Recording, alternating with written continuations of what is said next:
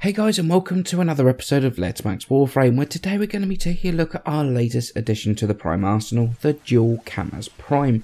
So I'm going to be honest here, I don't think anyone saw this coming, since the original Dual Camas were not exactly the most popular melee weapons of all time, and even less so once coptering ceased to be a thing.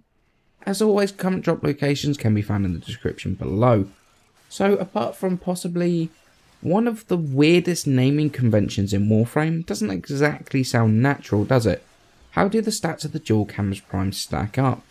Well, with a base damage of 70, with the majority 52.5 coming in the form of slash, 3.5 as impact and 14 as puncture, it comes in at the top end of the dual swords in terms of base damage alone, by quite a long way.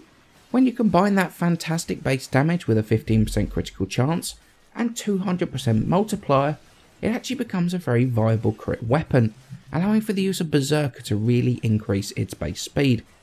Now, talking of its base speed, it's exactly the same as the standard Dual Camas, at a fantastic 1.17 attacks per second. It really allows for this to turn into a blender when it's up to full speed, especially with Berserker. It really allows those crits and the great base damage to really put the hurt onto enemies, especially when you take into account the 20% status chance. It really allows you to spread those status procs around, combining that with their fast attack speed and the decent critical chance. Now, the Dual Camas aren't immune to a couple of faults, mainly the range of the attacks isn't the greatest. Neither normal swing nor the jump attack have much range at all. However, this can be negated a bit with the use of reach mods, but at the extent of losing a mod slot for it. Other than that, the Dual Camas Prime really don't have anything much in the form of downsides. Now, like most melee weapons, the Dual Camas Prime have the choice between two different stances, Swirling Tiger and Crossing Snakes. Now, I'm going to be honest, of the two, Swirling Tiger is the one I would say is the better of them. It's better for maneuverability, and it doesn't feel quite as awkward and clunky as Crossing Snakes does. To be honest, I don't really like either of them that much. It's like being put between a rock and a hard place, and being told to choose which one you prefer. But this time, honestly, Swirling Tiger comes out on top for me, even if I don't particularly like it that much. Okay, so let's move on to starting to mod the Dual Camas Prime. Now, it does come with a V polarity as standard, and obviously the stance is a dash. However, I'm going to add two former, which is going to be another V and another dash. Now, I'm going to explain the reasoning for having the wrong polarity in the stance slot here, and not formering the stance. This is because, basically, in the future, in case DE decide to release a second stance mod, basically this means that this weapon is now almost future-proof for that stance. I would rather put another former on the actual weapon itself to allow me to put something in the wrong polarity here, than former this and have problems in the future. So this is just a little bit of extra protection, I guess, against other stance mods that could potentially come out. And since you're going to be putting a second former on anyway, I would rather put it on the weapon than try and change this out and cause problems further down the line. So for me, it's just that little extra bit of efficiency. Now, in terms of the actual build, we're going to have a few mods remaining the same between the three builds. Pressure Point for damage, Berserker, which is going to increase our attack speed every time we crit. So we've got True Steel for crit chance to bring that up to 24%, which is basically going to mean that, obviously with that 1.1 attack speed, it's going to crit fairly often because you're attacking very, very quickly. So this, well, basically it's 1 in 4 chance of critting, and since it's attacking 1.1 attacks a second, it's going to crit fairly often. Obviously we've got Organ Shatter in there as well for the crit damage. We've got Prime Reach, which is going to help us with the range of the weapons a little bit. It definitely felt like it was really helping. It was helping me land extra attacks, and it was helping me attack the sort of airborne units, which is really very nice. And then we got a Max Live Strike in here.